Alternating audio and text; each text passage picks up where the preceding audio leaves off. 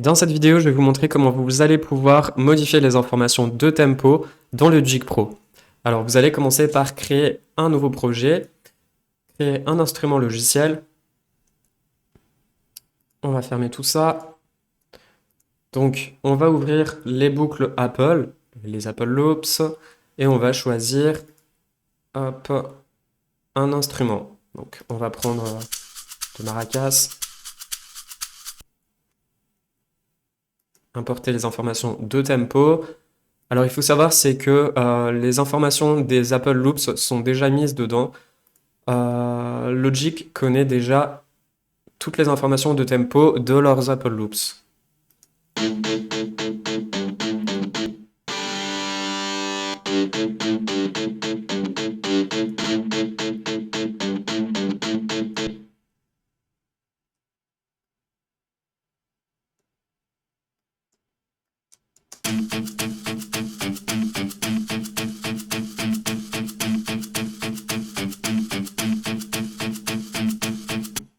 Donc le tempo sera déjà très bien fait et très bon lorsque vous utiliserez les Apple Loops. Par contre, si vous importez des samples que vous avez trouvés sur Internet, donc là par exemple, vous pouvez modifier le tempo, vous pouvez le diminuer. Les Apple Loops et les boucles seront toujours très bien faites et toujours alignées sur le bon tempo. Donc là, je vais le remettre à 110. Voilà, donc si maintenant vous voulez mettre des samples, on va en prendre un Essential Electro Sound. On va choisir une loops ici.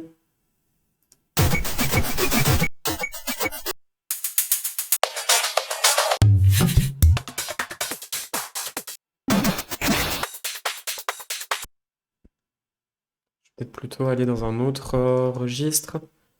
Je dois bien avoir un pop essentiel, tiens. Drum loops. Et je vais choisir, donc là, vous voyez, dans ce pack, le BPM des drums sont déjà mis. Donc là, on voit que c'est du 128. Si on en choisit un en 128, pour le mettre après en 110.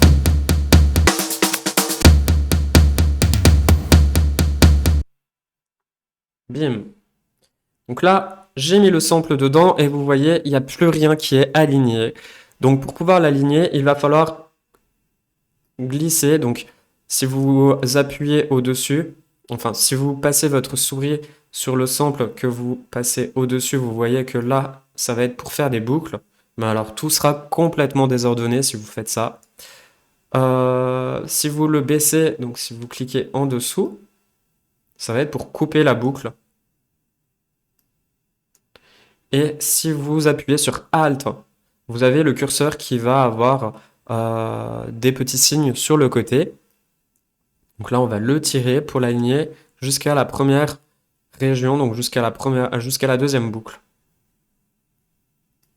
Hop, et on peut ensuite le tirer sur une grande boucle. Et vous verrez, le son va être très bon.